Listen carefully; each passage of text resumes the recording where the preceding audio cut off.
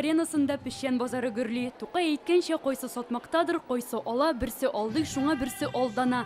Һәм һәр яклап милли көй, шигырьләр яңгырый, татар биюләре таң калдыра. Габдулла Тукайга багышланган спектакль пешен базары Яһүд яңа кисек баш поэмасына нигезләнеп сәхнәләштерелгән.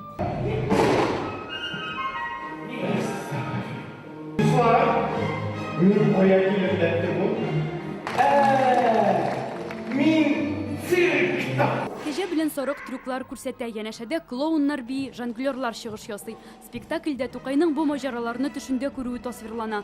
Төп мәгънәләр менә шул урлашырга ярамый, мәрхәмәтле булу, анда тырыш булырга кирәк булулар. Бөтен шул кеше тормышында иң мөһим әйберләр анда салынган. Габдулла Тукайны балалар бүгенге көн замана формасында күреп, аның иҗатына тартылсалар, бу безнең бик зур җиңүебез булыр дип саныйбыз.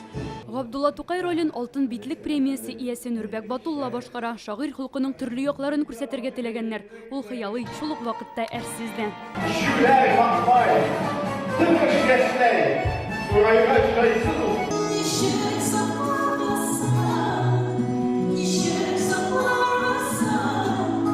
Габдулла Тукайның сөйеклесе Зәйтүнә ролен җырчы Эльмира Кәлимуллина башкарды. Беренче репетиция булды. Мин бик дулкынландым һәм курыктым, чөнки 2 метрга купол астына мине күтәреп, аннары аска төшереп, шулай итеп куркуны бетердек.